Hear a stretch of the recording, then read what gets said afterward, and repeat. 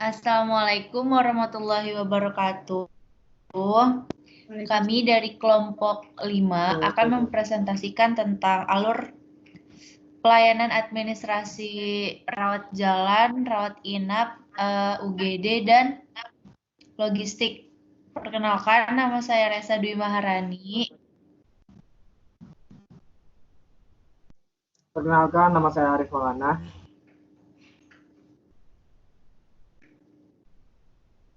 Perkenalkan, nama saya Abdul Qadir Rafli.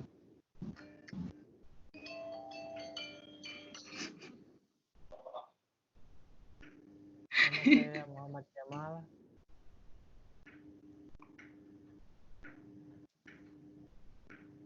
Nama saya Sabila Putri.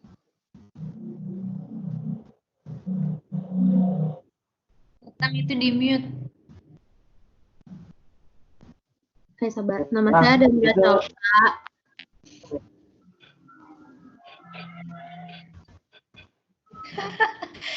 Ya, jadi dimulai dari rawat jalan ya. Ini udah tester apa udah langsung? Udah, sumpah.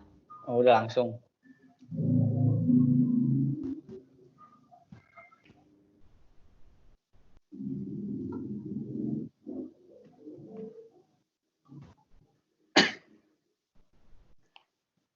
Siapa yang baca?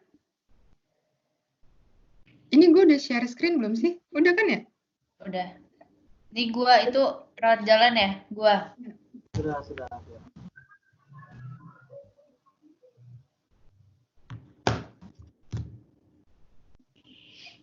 Jadi di rawat jalan ini alur pelayanannya itu yang pertama ada pasien askes.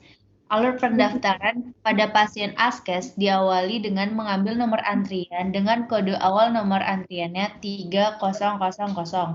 Setelah mengambil nomor antrian, pasien menunggu di ruang tunggu dan harus membawa surat rujukan askes dan kartu askes untuk melakukan pendaftaran. Kemudian pasien dipanggil nomor antrian untuk registrasi pendaftaran di loket ketiga. Pendaftaran selesai, pasien menuju ke poliklinik yang dituju. Yang kedua, itu ada pasien Jamkesmas. Jadi, di alur pendaftaran pada pasien Jamkesmas ini diawali dengan mengambil nomor antrian dengan kode awal nomor antrian 2-000. Setelah mengambil nomor antrian, pastikan pasien membawa berkas persyaratan jaminan yang harus dikumpulkan terlebih dahulu di loket 4. Kemudian, pasien menunggu panggilan nomor antrian di loket kedua untuk melakukan registrasi pendaftaran. Jika berkas persyaratan jaminan tidak lengkap, petugas loket 4 akan memanggil nama pasien untuk melengkapi berkas tersebut. Sedangkan jika sudah lengkap, akan langsung dipanggil dari loket 2. Pendaftaran selesai, pasien menuju ke poliklinik yang dituju. Yang ketiga, itu ada pasien umum. Alur pendaftaran pada pasien umum ini diawali dengan mengambil nomor antrian dengan kode awal nomor antrian 1-000. Berbeda dengan pasien askes dan jamkesmas. Pasien umum ini tidak ada surat rujukan maupun persyaratan yang harus dibawa. Setelah mengambil nomor antrian, pasien menunggu di ruang tunggu loket. Kemudian pasien dipanggil nomor antriannya untuk registrasi pendaftaran di loket pertama. Pendaftaran selesai, pasien menuju ke kasir untuk membayar biaya administrasi, lalu pasien menuju ke poliklinik yang dituju. Udah.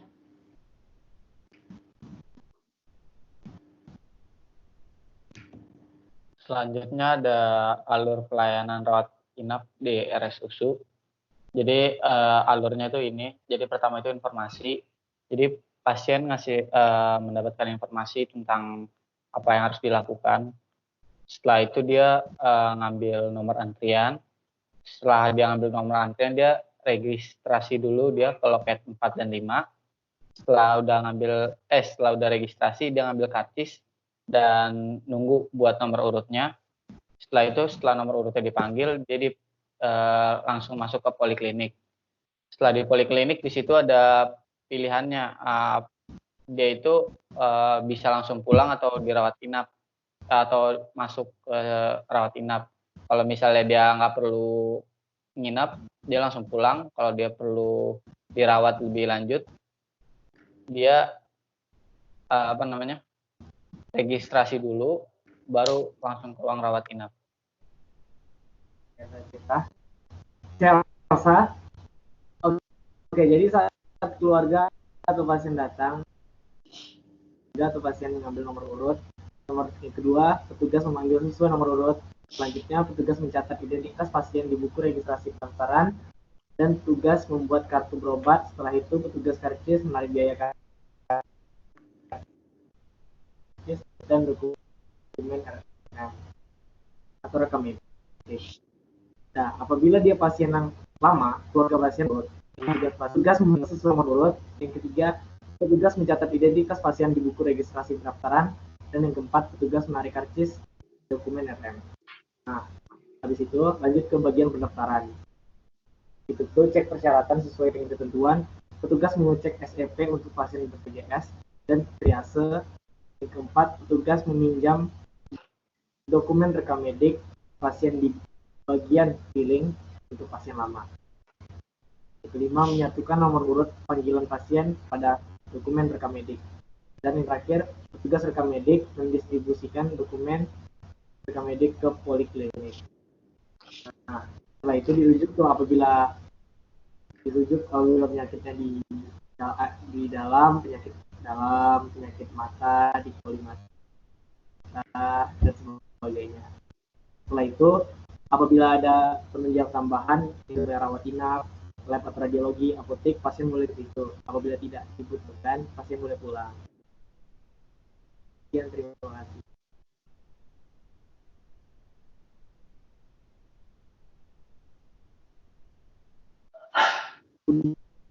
Dawi. Apa? Langsung logistik.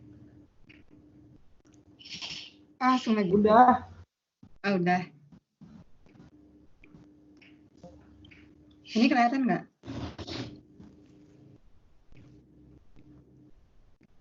Kelihatan nggak? Kelihatan. Nah, jadi fungsi manajemen logistik itu yang pertama ada perencanaan dan penentuan kebutuhan. Lalu yang kedua ada penganggaran, yang ketiga ada pengadaan, yang keempat ada penyimpanan dan penyaluran, yang kelima ada pemeliharaan, yang keenam ada penghapusan, dan yang terakhir ada pengendalian.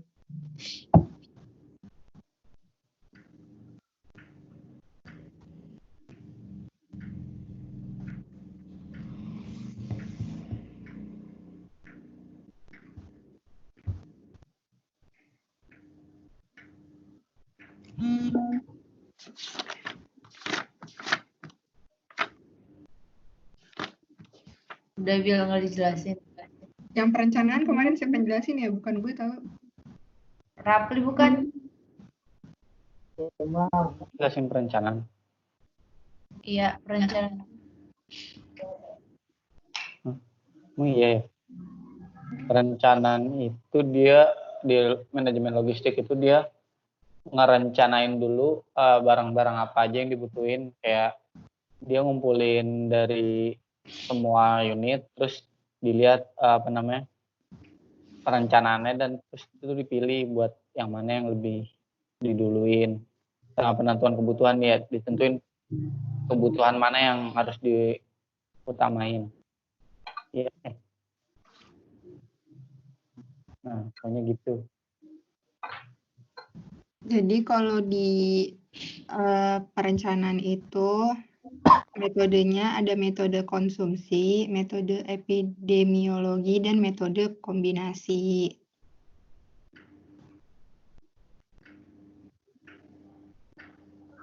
Selanjutnya di penganggaran, anggaran itu adalah rencana yang dituangkan dalam bentuk uang. Nah, anggaran itu tuh ada jangka waktunya, ada anggaran jangka pendek, jangka menengah, dan jangka panjang. Kalau jangka pendek itu 1 tahun atau kurang, kalau jangka menengah itu 2 atau 3 tahun, dan kalau anggaran jangka panjang itu lebih dari 3 tahun. Lalu anggaran menurut bidangnya itu ada anggaran operasional dan anggaran keuangan.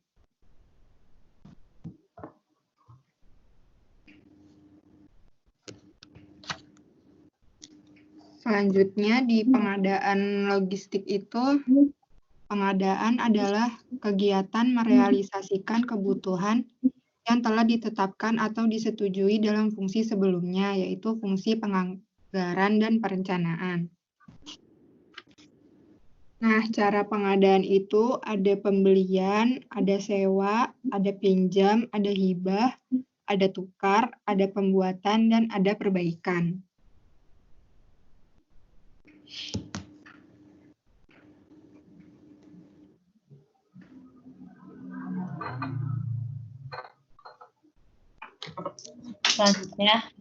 Selanjutnya itu ada penyimpanan.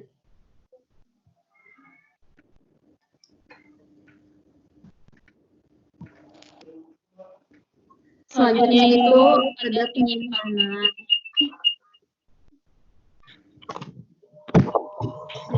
Penyimpanan itu merupakan aktivitas menyimpan dan memelihara sedemikian rupa. Mantul nggak sih? Iya, berkali-kali. Mantul. Betul. Mantul parah.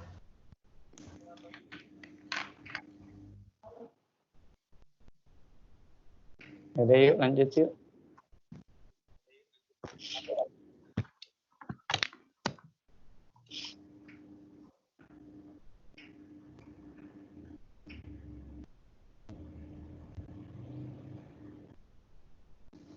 Jadi penyimpanan itu merupakan aktivitas menyimpan dan memelihara sedemikian rupa agar barang atau persediaan yang diterima ditempatkan pada tempat yang aman, terhindar dari gangguan fisik yang dapat merusak mutu obat, pencurian, atau kebakaran.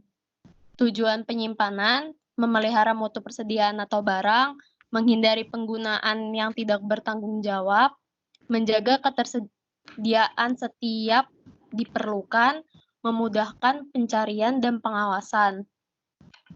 Terus keuntungan menyimpan itu mengantisipasi keadaan fluktuatif, menghindari out of stock, menghemat biaya, terus menjaga kualitas barang siap pakai, sama mempercepat distribusi.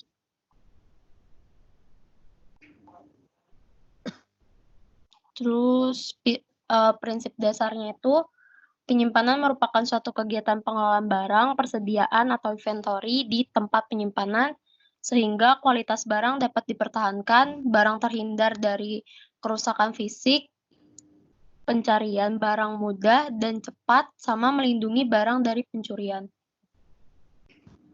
Dah. Kemal. Berarti pengendalian ya gue ya? Pengendalian adalah pengelolaan sumber daya yang disimpan untuk memenuhi permintaan saat ini dan mendatang, baik permintaan internal maupun eksternal, untuk mengurangi resiko keterlambatan, antisipasi kebutuhan barang musiman, menstabilkan operasional produksi, dan menjamin pelanggan akan ketersediaan barang. Sudah.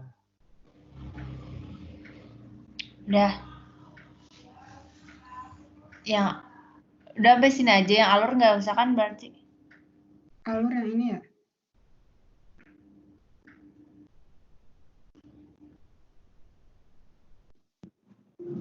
Ya, silahkan yang mau menjelaskan.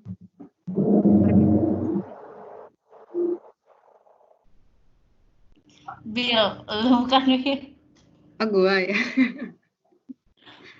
Jadi alur manajemen logistik di rumah sakit itu prosedurnya ada mulai dari fungsi perencanaan dan penganggaran, kemudian fungsi penerimaan dan penyimpanan, kemudian fungsi pemeliharaan dan pendistribusian, dan fungsi penghapusan. Nah, selama menjalani fungsi tersebut itu ada pengendalian dan pengawasannya.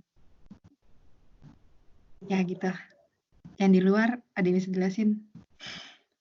Ada yang mau nambahin nggak? Uli? Enggak. Nggak. Udah. Oke.